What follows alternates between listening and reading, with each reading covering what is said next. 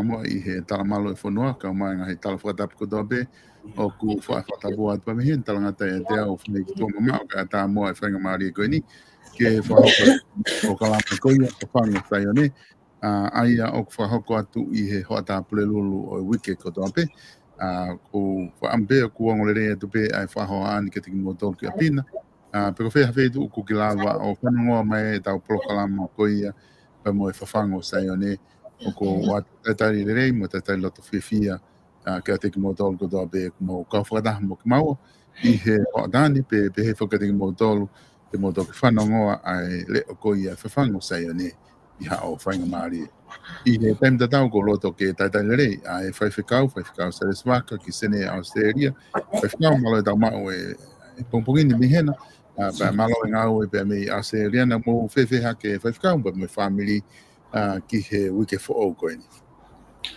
Solo maro bito mau whainga maari e pia ko whawhitai lahi ki o tō maafu mawhi. Do ka tamai me mo alo mo hono lau maari e ko uhi ko e tau sia ai pongpongini ka mo hono kawenga fo o e polo kalama. Ko e whanua ni solo ku alo tāmaki pia kamata peia me aneafi ai hoa e whiawhi ai kai ke toi fulo ko hala a ka kamata ke unu mai ai ngahi konga ao o neanga o ao fia ai koloni a sene o a oi peki he to ai uha a de hengi ha oi pe he pongpongini pia o kumautu te uha pe solo pia I he tu koe ai ea I he taimini ko tu ngai a kuiai a sene ka ke ulava ke ulavei ai on nga state ke e fa o Australia I he kontinenti ka ko hi ko sene e ni mau ai o ku tu uha te o kulotonga uha pe ia I he taimini e a bia mo to te da eta laini me he bia ko e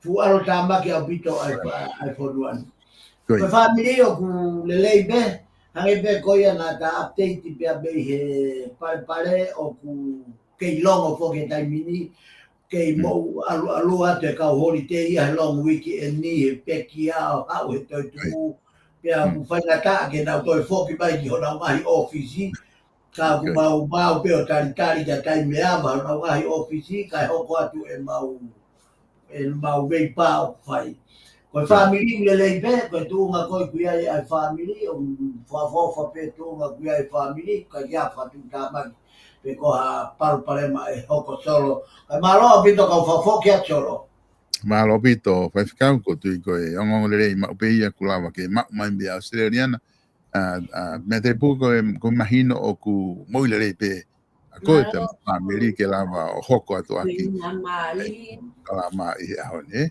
pa ka ko takuki o e whakaukau pe me tonga o ku ia kino o talanoa I he media I he ahoni pe mo media sociale koe lava koe ke tala noa I ai whakaukau ka mata ke hohaa ai ka kaitonga koe hinga koe kaumuri toko lahi ai kaumuri tatau te fito ke kau sia ina o kunau whahoko ai pisinisi ko ia whare koloa mga pisinisi ke he kunau hange kunau take over ai ngai mawanga mo ui na te tonu ke mo ui ai tolu ai ka kaitonga e ene pehe ku o kamata ke ho arewa ai ka kai ai o nau pehe pe koe pe o tonu nai ai whakau ke whai hamea e tonga ki heni pe a koe tui koe whatongi ai a puri anga ke nau toka ngai e na tole ta whaaki ko ia hangi ko ha ngahi lao ke pakalelei pe ko ngahi ngāue ke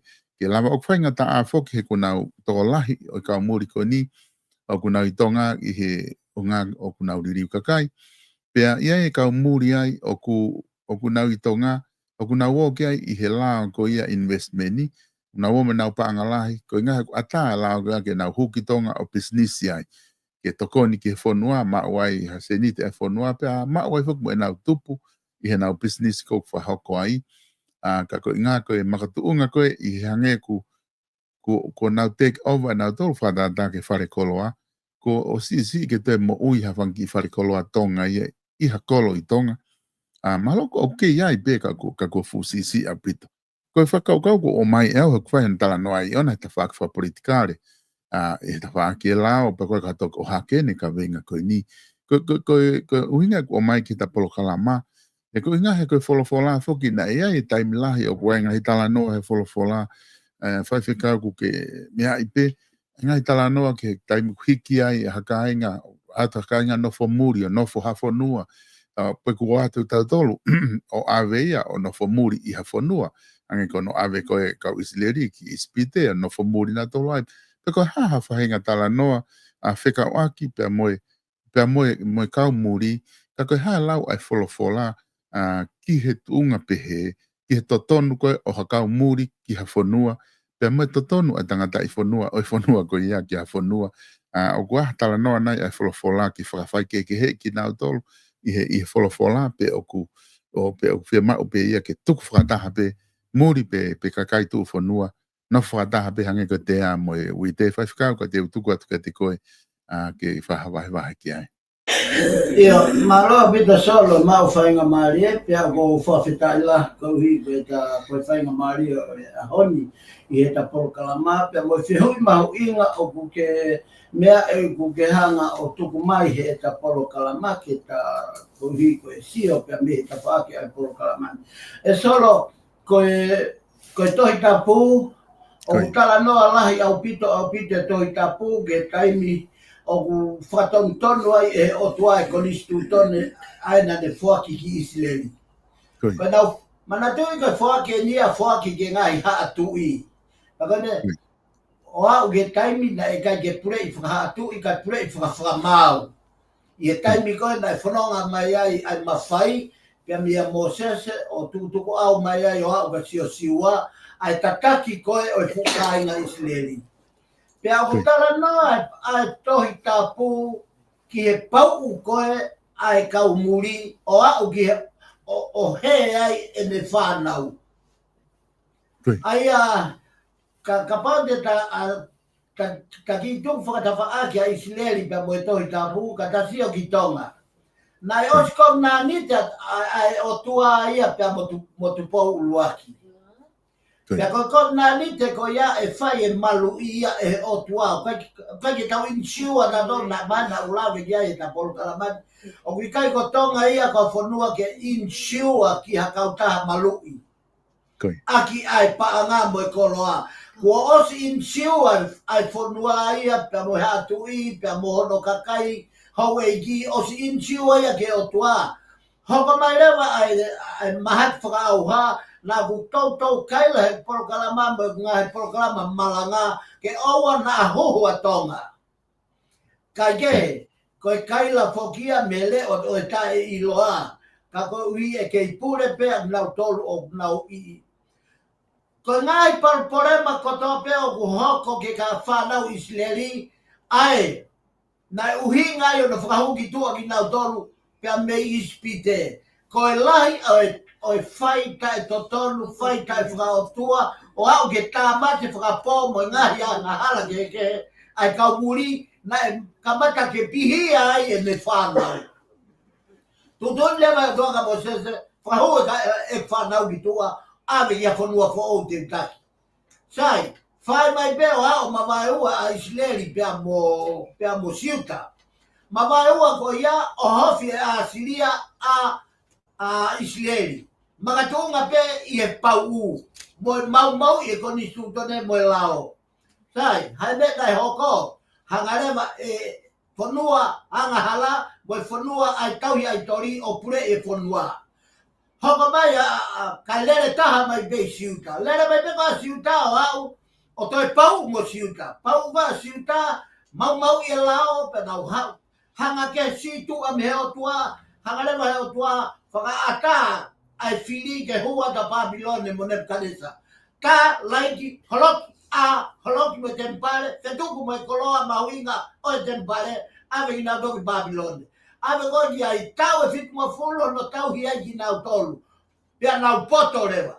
Ke taimi kona e nau whaka vai ai o tangi, ai asi e hiva kona koe, ai ngahi hiva koe a kona whai i tonga he mea, ai nau tangi mei Babylone.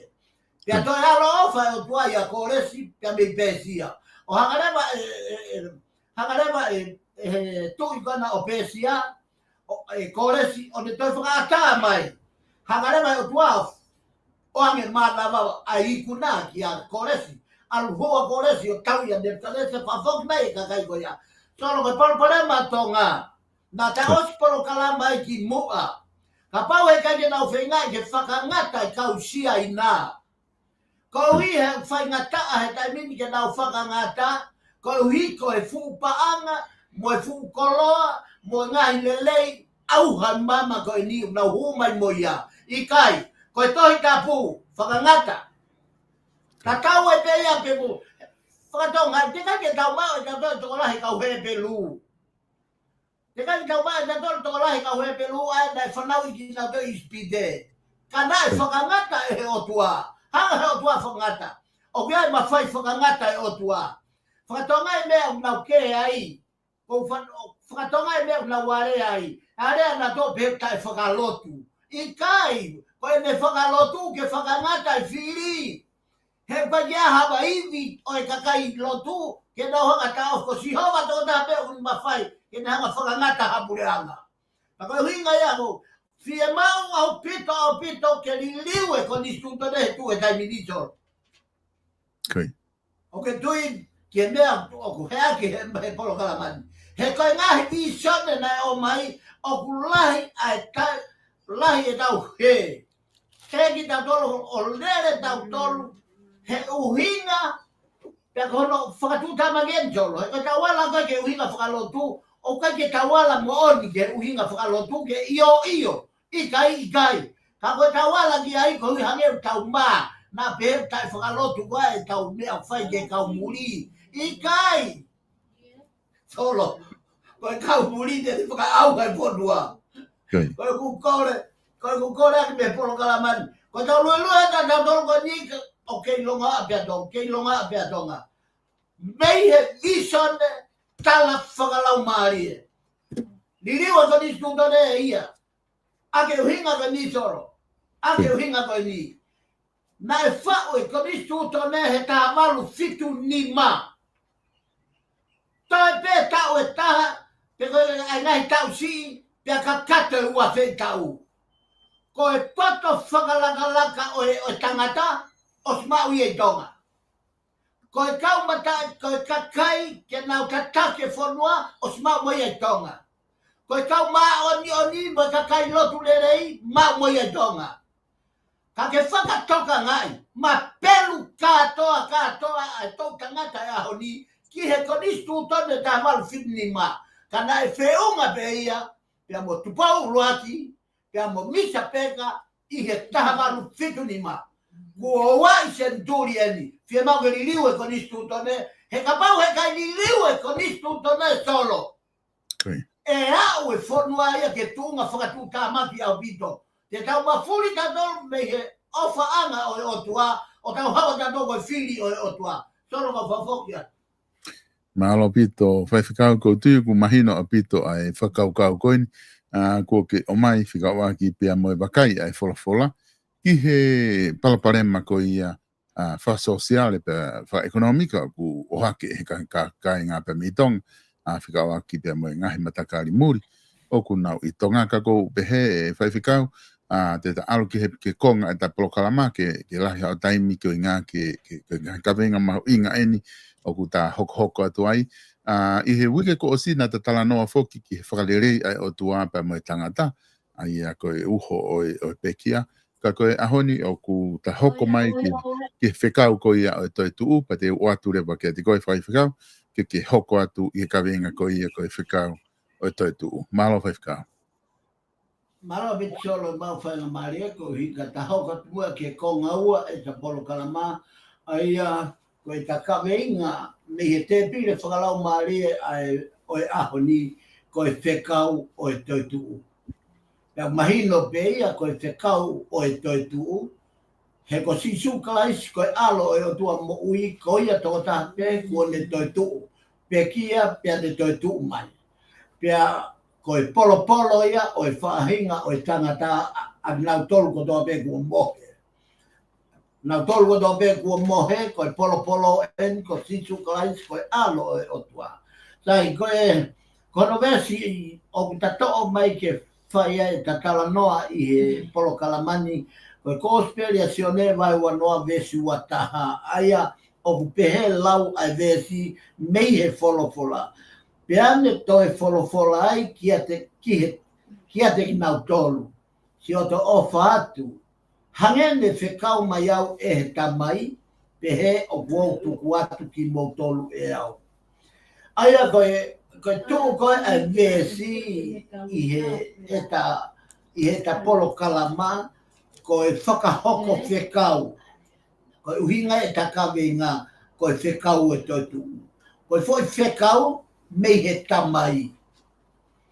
Pea nai oange foi whekau ki a sisu kalaisi kono alo ia. Ke hifo moia ki mamani o tala ai foi whekau. Ko iku anga koe ne tala ki mamani e whekau na e whakapongi ia e mamani. Ai na tatala noa ai i he tapolo kalama o wike ko o si ki whakalelei ai o tuapa mo tangata o whate fito me pekia. Pea ko iku anga ia o foi whekau. Ko foi whekau lahi eni solo. I ka ingata he de lahi ka foi whekau whakatu tamaki, he koe whekau o kuiku ki he pekia. Iku ki he mate. Ai foi whekau. Ka behelewa e sisu. Pea ne toi folofola ai, kia te nau tolu si oto ofa. Hange ne whekau mai au, e tamai pehe tuat ki motolu. Ngau eke sisu he ne fua toi tuu. Koe ne fua toi tuu o hage ne kauako. Ke whakama opu ki nau tolu, o ne ngau eke foilea si oto ofa atu. Mahino au pito uhinga o si oto ofa atu, koe lea koe ni o uto atu i he leo whakaapa, leo whakamelino, leo ofa mooni. Ofa a sisu ki he ne toka honga fulu maua. Koe uhinga ia e ne popo aki, foilea anga mahempe ia na e tautou whilo aki mo sisu, o tautou he aki, kai whanongo, tautou whanongo e ne kauako. Ki oto ofa atu. Koe leo o ofa mooni. Koe leo o kakere ake uho o ene ofa tae whakangata ki he ne whanau ka koe ne kauako. I hona toha mai he toi tapu ki he tau tangata ko toa pe o uhinga si oto ofa atu ki a koe moau o e ahoni. O tatau ai beia pe koe siu, pe koe sentaire, po pula pe karisi. Koe taua taina, koe hape ha whahinga matakari, i mamani, si oto ofa atu, koe fie kau mai ai otua i a koe. Whakatonga ngā iange, ai fu ofa pehe ai otua. Neongo e tau whihia ki he otua, koe hui mo ui ai e tau whaianga hala, mo e tau lata pe ki he whakapo uri, mo e tau whai ngai mea ke. Ka koe ongo koe o si oto ofa atu, koe ongo mai e leo e whakanonga mo oni, leo e whakamerina. Solo koe tautu u, koe kakano pia mo e uho o e tohi tapu, koe ngai whekau kotoa ia, koe uhinga ia e tautu nai whai e kalaifi. Koe uhinga ia nai tautu. Nai tautu a kalaifi koe hui koe mo oni. Sione vai tā walu vestol fitu. Pehea e sisu, koe mea ia nai whanau ia iau ki mamani, pia koe mea ia nai whekau ia iau ki mamani, ke u whakahai ai mo oni. Solo katoa ngahi pou koe ne wholofola, me he toi tu una ta osilere i mai hoko hoko. Ai mo oni, ai tautea, ai tauataina, ai whamau totonu, ai whakamerino, ai kātaki, ai ofa mo oni, ai amanaki, mo e whakatua merie, mo e tui, mo e whalala o tua. Nā ta os whakalere kotoa mai he ta polo kalama. Aia, talanoa le vai toi tu u, ki he mo oni ko sisu kaisi pe, toko tāpe. Tautea, se nes vai tolu ves tātā ke tāhiwa. Tau atai nā karetia vai nin vesu lagi. Whamau totonu, e motu vai fitu ves malu. Whakamerino, e wheso vai ua ves tāwha. Kātaki, lama vai nima ves tolu, ofa mo oni, sione vai tolu ves tāhono. Amanaki, mo e whakatua merie, o au foki, ki e tui, ka mo e whalala, ki he otua, sere mai a vai tā fitu ves fitu. Pia kai ke he, koe ta tala nā veni ke mau inga e toi tu u. O kuhanga e he iwi mo e mawhai, o e toi tu a sisu kaisi me pekia.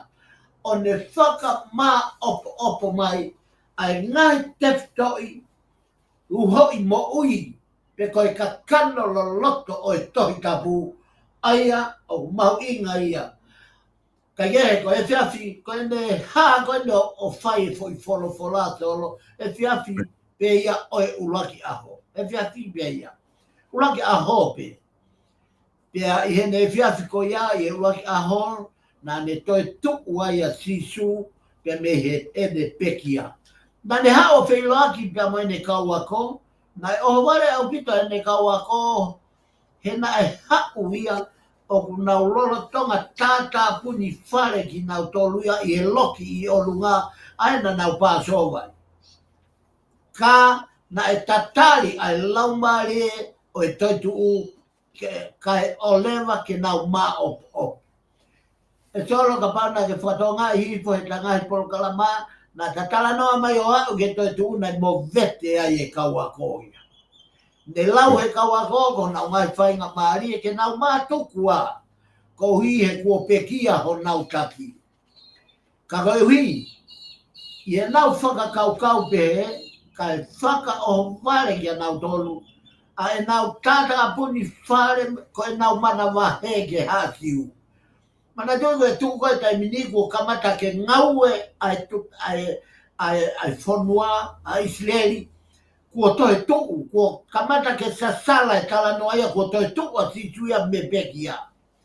Ka koe whenga e kautaki ke lolomi, pe kua whahinga uhinga, ke taki i ke whakahe ia i whakakaukau ai kakai, koe uhi na a mooni ka hinga nge fuakau ke kautaki o e whonua, pe moe whatasantarimi.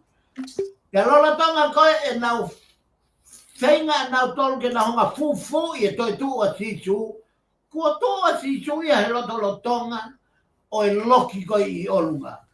Katoa ai fo i toko hongo fulu maua. Whakatonga i e tau pasi mai he sapati koi ni kua toki mariu atu, ai whakahange konga e kauako, nanau, o kua toi tu a sisu. Lolo tonga ko ia nai kai ke ia Thomas, tange Thomas i kai.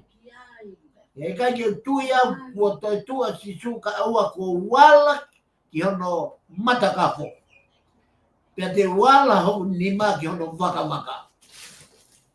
Pea lolo tonga e nau to'u koe mea kua tu a sisu nau lotonga. Peka nau tō ko ia.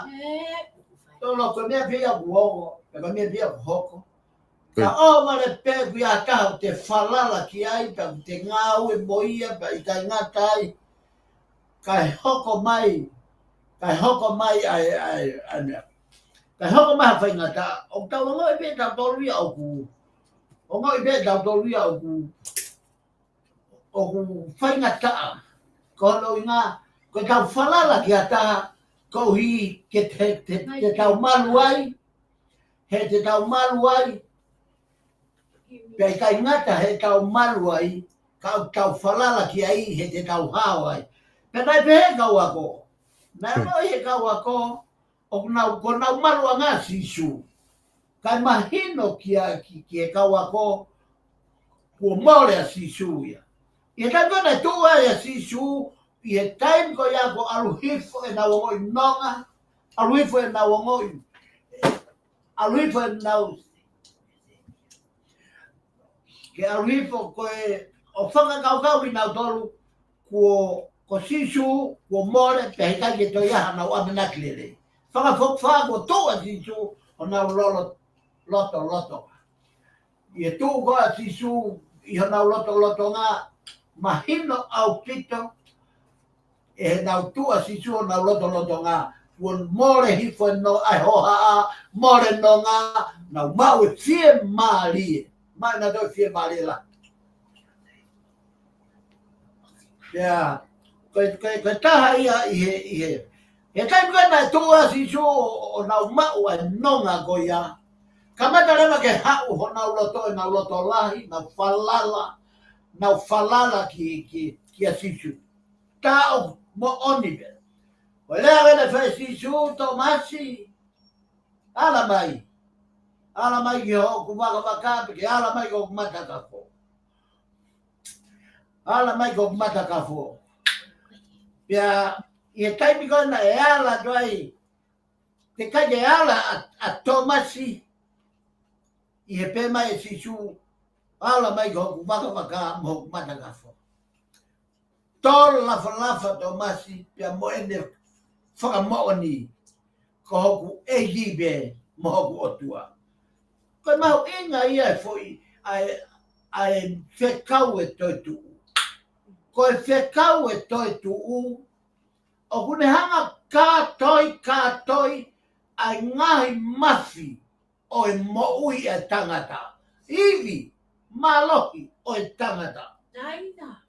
Aia ai ofa, ai whakamerino, ai kātaki, ai whakamore. Koe uhinga i e toi tuu, koe manawa mai ai toi tuu, i he ngahi iwi, koe na ikuna i ake sisua mate. Koe mau inga ia, kai whakahomare pe whoki, i e tua sisu i hona loto ngā, o whai e nerea whakawhei loa ki ate ki nau tolu, ki o to ofa atu. I hiri ko iana ne whakaari hono ongo ni ma mohono waka. Ta i he mamata ki ai kaua ko na nau fia lahi au pito. Ka e lolotonga e nau fia kua ne toe wholofola atu ki ati ki nau tolo pehe, si o to ofa atu. Hangene whekau mai au e he tamai, ai a koe ta kaweinga ia i he ahoni. Hangene na e whekau mai au e tamai, pehe kua whekau atu aki mautolu. Solo koe mahuinga e tau moui ke tau pasi e whekau na e hifo mo situ. I kai koia solo. Koe whekau mi he otua o mahu inga ke tau o whakahoko. Taka mendo maari e taha. O kui kai koe tau whakahoko ai whekau whakawholofola. Pea ta ofi ai e pisinisi, ta ofi ai ako, ke toi whai e ako, ta ofi ai e ngowe, ta ofi ai e lalanga, ta ofi ai ngahi mea ke ikai. O fie mau ke whakaheke mea kotoa pe, he foi whekau, ke whakasisu kalaisi e te pisinisi. Pea ke whakasisu kalaisi e te ako. Pea ke whaka sisu kalaisi toi tuu a e te ngowe. mea ko toa pe o whai he tangata he mama ko e ni fie mau ia ke taua o whakahoko mo ia ke pui whekau. Whai totonu, ai ofa, ai kātaki, ai whakamore, ai me whakamerino, he koe katoa ko ngai whekau ia toinu. Pake sio ange kono whakamooni, ai mau inga i whekau ai e toinu. Kono fia mau e sisu ki tau tolu katoa, ai whahinga e tangata. Ka o kune whaka i misi pe i he ene kau ako. Katoa ai whekau ko ni ma'amamani. Ka koe hi, na ne whai katoa a hono whaka lehi, pe whaka lekesi, ke tupu lelei whakaututu o kamata me kau ako. Ka koe kau ako, koe kau ako, koe i misi ia e tangata. O koe moau, i mamani, ha whainga matakari be, ha whainga whamiri be, ha whainga siasi be. Whakatoka ngai solo palo pore mai tau tangata whakaoti, nofo tau tolo tau hamu, nofo tau tolo tau aki uhinga, ihe konistu tone, he lao, he mea kotoa, kai tuko e uho e lotu, koe ofa, koe kātaki, koe whakamore, pe koe taha ia o iwi malohi o e toitu. Koe mawinga ia e whekau me he e toitu, na ne whia mau e sisu ki tau tolu kotoa. Ko hi koe whahinga e tagata, ka o kune whai misi pe i he kau ako. Whai e kotoa e sisu e fwoi o whaki e kau ako. Ka kono furihi mai koe o e kau ako, ko koe moau ai ako a sisu. Koe ho whai pehe, koe ako koe a sisu. Koe ku whai pehe, talango fuori ai, koe ako a sisu. Peka pau ko whai anga hala, mo talanga taa, mo wheau aki, mo tila tuaks, o kui kai keu kau au he kau ako a sisu. Peka mahuinga ia e toitu. E konga mea ni pia me e folfolana e uhinga ai, e ne hoko mai, mo e ngai whekau mehe otua. Uhinga ia, o e konga, manatui ko e konga, tau tala noa i he ahono pouri e ka polo kalamaki, hoa taha weni, te tala noa i toi tapu, ka kono kakano me pesu laki ke whakauti, kono kakano, ko e tala noa mo i iwi, mo e malohi, o e toi tuu, o ku moui ai a mamani he ahono. Tau moui he iwi e toi tuu. Tau moui he langi e toi tuu. Tau moui he gloria, pe koe nau e, pe koe poto e otua, whakate fito kotoa e angahi, nau ko ia, mei he iwi, o e toi tuu. Ka pau nei kai toi tua si su e solo. Koe whakaofa lahi mo na mamani. Pe kai ke tolonga mo ia mamani. Pe ai auha, e hoko mamani koe koto auha. Kai whakawheta, he ku whai e tau longo a, ka whai e tau veipa, ka whai e tau taua iuinga, ka apulo loto e merino mo e kātaki ai otua. Pea koe taha ia ai mahu inga e whekau e toitu. Ia e kakai koe whakawhi me he te pire whakalau maaria e ahoni. Ta ki wakai pe e koe. Koe hae fuoloa. Koe hae fuoloa. Ho o ngo i kua ke mawai pia mo iwi toitu u. Koe hano fuoloa ho mawai mo iwi toitu u. Manatu koe iwi toitu u o kuia Sisu Christ ko taha pia ia. Pea koe iwi ko ia o Sisu Kraisi i he toitu, ko ia ia tau mo'u ia i he ahoni. Ko ia tau merino ai he, ko e merino mau me he iwi toitu. Ko e wheofa aki mau me iwi toitu. Paka ia i ha family pe ia ha kakai pe ko siasi pe ko pureanga o nau whekai naki. O momako e nau ofa ki he iwi toitu. O ta si. Pea ngā tō. Ai iwi toitu u, ke ne hanga whakawhonu ha mo ui, ke lama ke ne mo ui lelei, i he ofa, i he kātaki, i he whakamerino. Tolo ko tonga ia i ahoni ko whanua na tuki lani. O skaimi ke whakamerino, o muhinga nau ke, ko e kaila me tawha koe, ko e mo ni eni, ko e kaila tawha koe, ko e mo ni eni.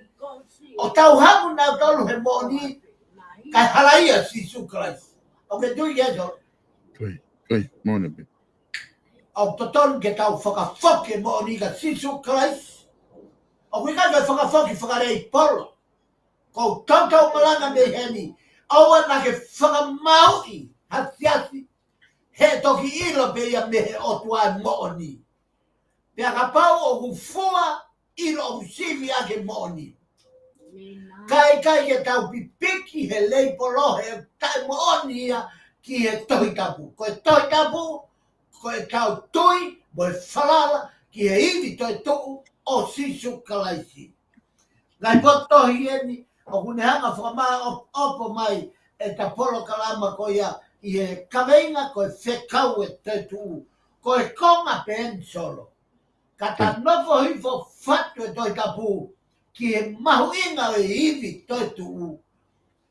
E pouri aho, kono i ngā he uloloto e wholwhola, na koe moana toi kapu. E whesova he uwaki vesta hiwa ke wanoa, pia kono lahi ia, i he lahi ange whau, o ene mafi. Ai au ne ngāwe matau tolu o ku tui, ai au hoa mo e ngāwe toto iwi, o ene mafi. Aia na ne whai ia Christ, he ne whakotuku ia, ia mei he pekia. Whakatonga iangi? Whakatonga iangi foi laua paula ki e veto. Na kono lahi, ia o e lahi ange whau. Ko e lahi ia, i e lahi ange whau, o ene mafi. Aia kune ngāwe matau tolu, ko toa pe whahinga o kutui. Aia ku hoa, mo e ngau e toto iwi o ene mafi. Sio ke ki mea tahanga whakahounga i a ki solo. Sio ke te koe fu mafi e otua na me toi tuku a ki mei he mate. Kono fu mafi ko ia kalamai he apostolo he tohi ki e feso. Fetongi a ki peho tui. Tui peki ai. Mau e tau tolo e maa. Ko tau mea mea uwhai ko lia ke tai tui, ka tau puke mai e tui, o tui aki. Ko e tau tui ko ia. Pea ngau e fu mafi e o tua i hono mawhai, mono iwi, mono poto, mono kloria, mono langi, o whao kotoa ia hatangata, o kune tari le maulalo, tari e tui. Ko mawinga ia o e toi tuu. O ku hanga e he tautu o whakamalo hi e tautui. Ko tea mo on ia solo. Ka tau ka tui ki he tautu, pia o ku tupu whakautu lewa e tautui. He ka kia ta e tupu e me tui o ka pau ku kai ke whalala ki he tui. Ke ne ngāwea ke tui. Pia koe mahu inga ia e solo ai foi pot fola ko ia. Ko taha, Rakorinto vai taua ves ulaki ke. Rakorinto vai taua ves taua. He hange tofu pe o ku taha ai sino kai lahi hono ngahi kupu. Pea koe kupu ke o e sino, neama o ku lahi ka koe sino pe o ku taha. O ku pehe foki a kalai. Hanga e he apostolo e Paula to'o o me tohi ki e kakai Korinto i vai taua vesulaki o pehe Paula. Hange tofu pe o taha sino, ai sino. Ko sino koe o e tangata o taha be. Ka kulahi hono ngahi kupu. O kia i hono fofonga, o kia hono telinga, o whanga whakatapu. O kia i hono ngutu, o whanga whakatapu. Hono nima, hono vai. Katoa ngahi kupu. Kehe o e sino, ka au nau pipiki kotoa pe, ki he foi sino pe e taha ko kalaisi. Oku pehe ai tangata klotu, oku pehe tangata karistiane, oku pehe tangata oku tui ki he whekau e toitu.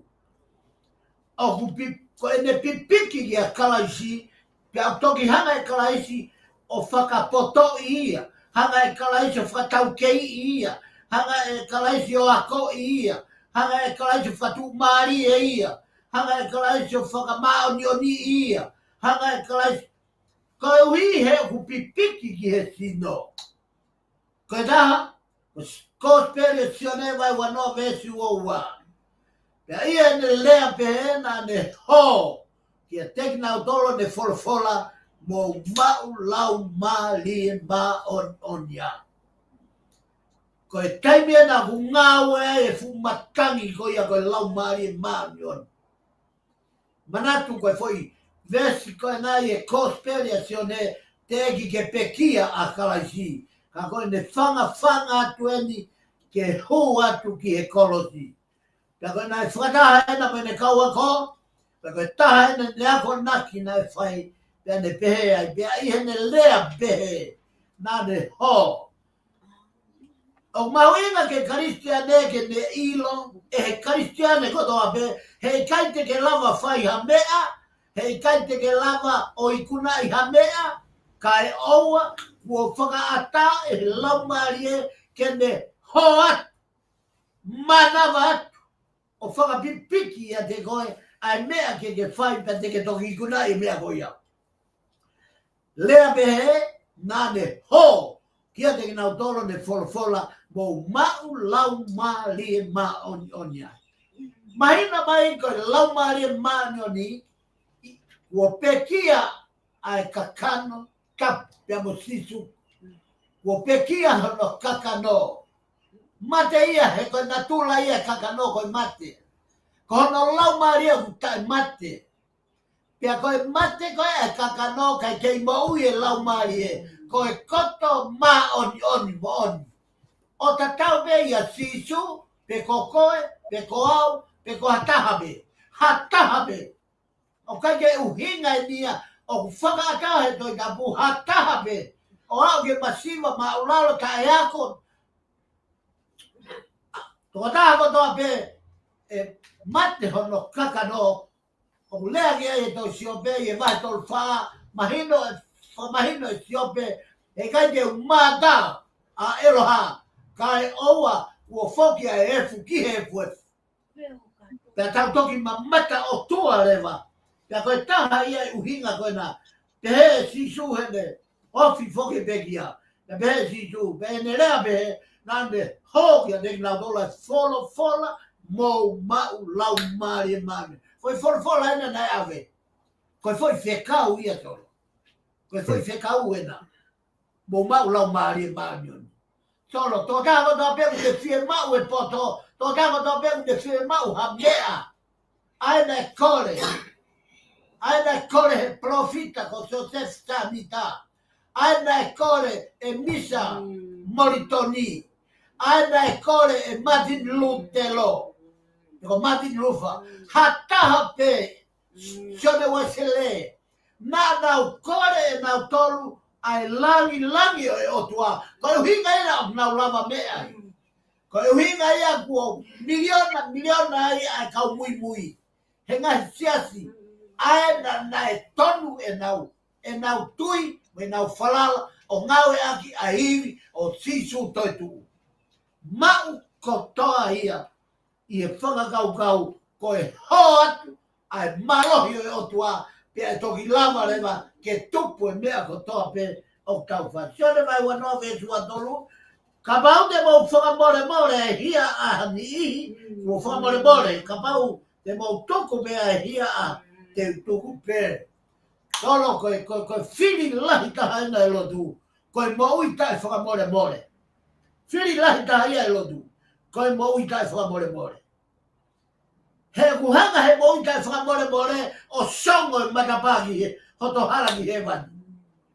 Ko hana uhinga, he koe uhinga e nei whakama e sisu he mate, he pekia. Na e ha, os mahino ka sisu, ka pau e fau he mate, kua pau ke awa e marapā, ke poreanga o tua. Peka pau e whakawhisi ia me he kolosi. E kake lama ia hou ke poreanga o tua. Ai, ke na taha i mwene tamai. Peka uhinga na tari fia mare sisu, ke ne whawa e marapā e kolosi, pia hou atu he mate, kono hinga ke ne awangi e marapā e whakamore, kai lama ke au ki he poreanga oi o tua whanonge lau ai co-speriazione ka pau te mau whakamore hia ni o whakamore pe ka pau te mau toku be pe e tuku be tolo ko kuanga ko ni mawinga ke tao pe ta pone fai lotu ka te tuange ka inga lotu ke ta o hasivi ki na dol foi dui fefe uangolo fefe u Megdana, fefe tamai, fefe fae, fefe tu fefine, fefe tokowa, fefe puleanga, fefe palemia, fefe komunista. Kawo hasini kidao na ukeyai hanga hala ko tafa more o piala e moi pe a ko koto luta que dao fenga ki puleanga o otua. Koda, o jone vai dar fitu vese o full mavalu. Se onde vai dar filho, veja o fumavalu. Hange na efekau au. Ki mamani qual foki nahu. Qual foki nahu. Fekau na efekau i mai au ki mamani. Pe qual foki o qual fekau ki modol ki mamani. Hanga si sua famahino ai anga o foi mawinga efekau. Mawinga efekau. Ko mawinga efekau ko e pau. Ke talango fua ia ki he tamai. Pe a hifo ia mo e whekau, o oua toi whakalahi pe whakatisi. Ka e hau ia mo e whekau katoa e tamai. O ne hanga o ako ia ki koe pe moau, ke tau mau ka kato, ai mahuinga o e tala e whekau, pe ki ta uomo ia whai aki, o whekau ia tu ai kakai o iho tau tau tangana. Pe a pāpāsi ai, ai whekau ko ia ke auha a mamani o te ki more ai foi koma, pe koe foi piote, pe koe foi lea o e whorofora. O whia mau o tau tangata ke tauhanga pāsi ai foi whekau ke au. Ia ni, una uiaki, uhingai e nau tolo e whekau, hanga na tolo whakapoto e whekau, hanga na tolo hui e whekau, hanga na tolo whakalahi whakatisi ai whekau, pe a hoko ai o mate whekau i e tau tangata ko ia, pe a ola komi le mai a ke tau tangata hoko mai. Sike mawinga o iwi toi tu. Ko e pau ke ta wo o whakahoko. Hawa si sumo e whekau me tamai, whakamai ka koe mo au. Tau eni ke ta whakahoko ke tau tangata, o e ta whanau, o whakamoka puna me tau tangata ka hoko. Ko e pulu ko ia, ko e pulu papas, ka kono natula, ke ave ai mooni. Ave pe ai mooni. E solo na iai ka ki tu ai ka ki o ante tanoa whakahua koe ni. Na iai a whai whekau, na nanga whakatu ha ki fwoi toko ono. I ene potngau e tala vou pe ane talange. Hau e tama whika ulu aki. Pa ne whana lewa ki ai e ki fwoi whekau, pa koe ne uhinga ne a whai whekau. Te ke aru koe tala ke whikaua, pe hangarewa e whikaua, tala ke whikatolu, pāpāti ki fwoi whekau, ke au ke whika fitu, pe koe whika ono, o kukei tonu pe fwoi whekau. Ne a aru lewa o ne whana atu ki e ki whika ulu aki. Ko ki fwoi le ana e pehe solo, ke whika ulu aki, ofa atu. Ia pāpāsi lewa e whika ua, whika tolu, whika wha, whika nima, whika ono. Ko ne au mange whika noku hala lewa fwoi whekau ia. Te whekau lewa tama whika ono ke lere mai o tala ki fwoi whekau ki mua. Hau e, tala atu ko fwoi whekau e whika ulu aki, ko e ofa atu, ia lere mai tama ia talangi e fwoi whekau, ko mate a whatu. Ko e ki fwoi tala noa whakatata, ki e uhinga, mamafa, mo mahuinga, mo loloto, a e tala e whekau ke tonu. Ko e ofa atu, ka huikai ko e hange, ko tau tau tangata. Ke tala mai he o tua ko ofa atu, ka ta o ta dolo tala ke o tua ko mate a whatu. Pea, kaike, ko tala noa whakahua, ke uhinga tala noa, ke mahuinga e ave to tonu e whekau.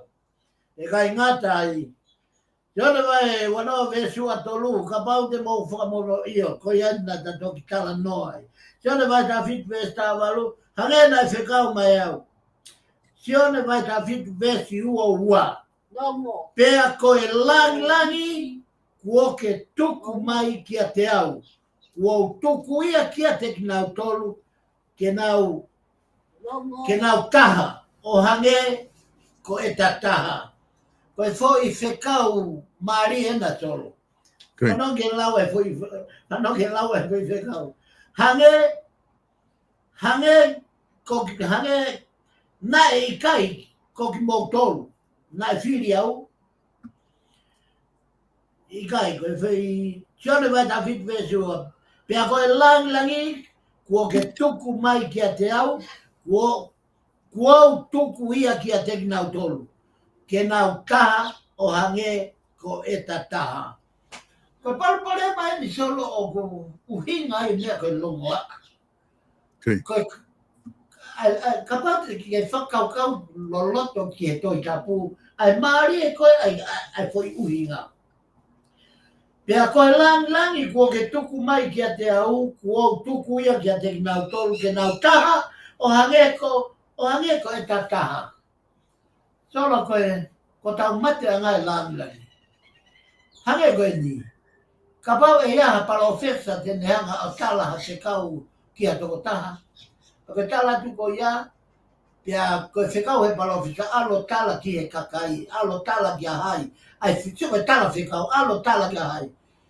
Koe fwoi langi koe, oi fwoi whekau, o whenga lewa toko taha whekau e ke neanga o kai haas. Koe uhinga o kai ke a ue whekau. Koe uhi koe kai haa langi. O ke tui ki ai solo. O kua ko i tau tolu hei wholofola, koe langi, o e whekau, o whate whito he mea o ke tō taha kōku awe ke whekau. Kai au e kai haa ases ai langi o whekau. Ko ilo biau hange koe ni whanofo koe motua whai whekau. Pea osko ia, pea toi whanofo maha motua ia taha koe motua whai whekau. Pea unofo alo tō kowi ke motua whai whekau koe. Ko hi, he nau lang. O ke whakatau ngai ange. Ai fua aho tau loto whakai tangata ke toi aloha ke a taha o lelei ange iangita. Koe toi tapu solo. Whai oski a verenga hui he taimi koe na e ui ai koe. He koe ki taimi nau pe. Kua tau e mawhai o awe ke toko taha kehe. Awe a tare niti ke toko taha kehe. Awe a tau kei ke toko taha kehe. Ka i he langi aua te tau kai haa langi. Koe mo veo anga ia mamani. Koe tau angi fufu e langi mo e tau kei mo e poto. Tala mai koe tapu, ave langi e whekau ai o tua ke au ke tō taha o whaki ai whekau. Ko hivi e toi tū nai whai sisu. Ko hui koe poto a sisu hono whaki mai langi ke whahinga tangata.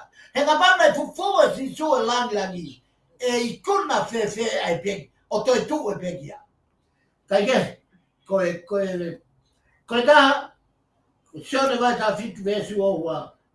Pea koe langi i o koe anina ta toki lele. Sione vai ta nima vesta ano, na i kai koki mau tolu na whiri au, ka ko au na aku whiri ki mau tolu.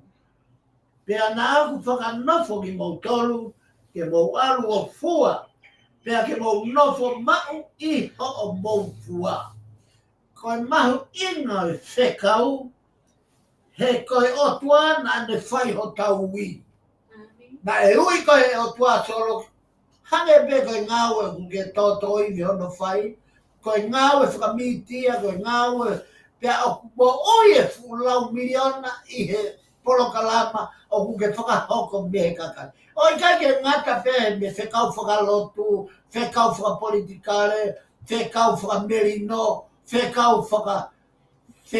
e ofa, whekau e kātaki, katoa ai laumarie o whekau whakawholofola o ku ke whai o tūku i ngata mehe ho o poro kalama kotoa pe.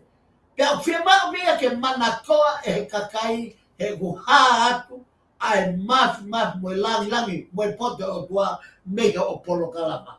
Pea mo ho o bisinisi. Koe mahuinga ia, na e kai koe mo tolu na e whiri au. Na kai tau nof tatu, na tau whiri ai o tua, pe na kai ke nof. koe o tuana ne fili koe. Pea koe o tuana ne ui koe ki he ngau e koe nā. Koe o tuana ne ui e motuani ki he ngau e koe ni. Koe o tuana ne ui e kau Palestine. Koe o tuana ne ui a Pope Francis aina ne ngau e ne mana koa ai e mamani. Koe hui, koe o tua. Ai wana ta proklama e ui kosi. Koe o tua na ne whai ko toa e ui ko ia. Ko no whakamone ni ka koe so. Na e i kai ko ki moutoru na e whiri au. Ka ko au na ku whiri ki moutoru. Ka na whakanofo ki moutoru ke mou fua. Mahu ingai fua. Ta wako ka toa me he mea whaka eiki ko ia. O mamani aia.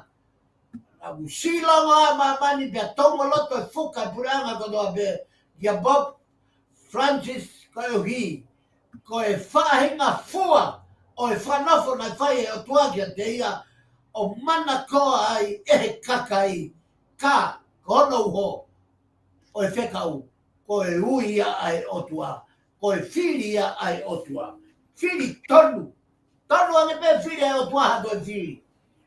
Ia te me tau whepaki e tau whiri mo whiri ai otua. Pea tau toki launga moha.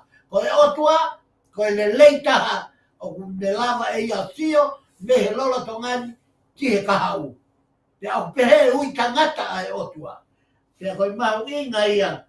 He ko e ui ko e u whai e otua, ka venga pe taha e otua, ki a toko taha o fua. Ia ka kai toka lahi, na wori na tolo liaki. O tae fua, pia tae tō, pia tae taui, kai wawa ngau e anga ai opa. Solo ko mahu inga ia, o e ta kawenga I he aho ni. Sione mai ta nim vesta ano, nai kai ko motoru na whiri au. Ka koau na ku whiri ki motoru, pia na ku whakanofu ki motoru, e mou alo fua, pia ke mou hoko foki, o mau, ho mou fua. Solo, ko e katoa ngai potoi, ta lave ki ai he aho ni, ko e uho ia, o e tokate line ko ia, mo e malohi, mo e mafi o tua, I he tatu mai a sisu, whao kotoa ai ka kana mo ngai pou, whakanistu tone e toi tapu. Pea to tonu a tonga ke whakawhao e kanistu tone, o fatu pia me he toi tapu. Ko hi e kulahi ngai whau lao, o ki kai ke whanama e toi tapu ia he lao nau whau. Ka e hoko lao ko ia, ke ne veteki, pia ke ne whakahua te whili, pia ne o atu e ia, ai ngai whainga taa lahi, ki he whanua, e soro. Ko ngai pou ia I toi tuu, o whanbegi o toi lau I atu, ai malohi o e toi tuu, ko e mooni si ane vai tāwaru e stau situ, ko e tau te ase, sena si vai tolu me tātā hiwa. Whakatawa taina ki tabo he toi tuu, kare dia vai nima vesu laki. Whakamau to tonu mai ai toi tuu, I ho tau konsenisi, e mosi vai fitu vesu walu, whakamerindo, mo mamani, e visoa wahe ua me tāwha. Pea kata ki e ngai whainga taa kotoa pe mo I tili, lama vai nim vetolu, pea tau ofa mo oni, yo tau otua, pea pehe foki, ki ho tau kaunga api. Si one vai tolu vesta hano, a manaki, pea mo e tua merie o e toi tuu. Koe foi kawenga ko ni solo, koe te impehepe, koe momona eni, o e konistu tone o e toi tuu. Ko e tau whatua merie, ki he mau e pure anga o hewani. Pea mo e tau tui, mo whrala, ki o tau otua. Sere mai vai tau fitu. Solo ko ngata anga ia ta proklama whalau maari, me te pili whalau maari e o e ahoni, pea mo whamalo aska kumotoro kotoa pe si whanau, mo wafea ai proklama, tau kauwhata, ia kore whamoremora te motuani. Ko hi, ka mea ia lea e mahe heu, ufanga I he kalamalu e wholofola. O whanka te koe solo pe koe proklama, au whake tāpua ki e nau tolu kotoa pe whatamu koe tolu.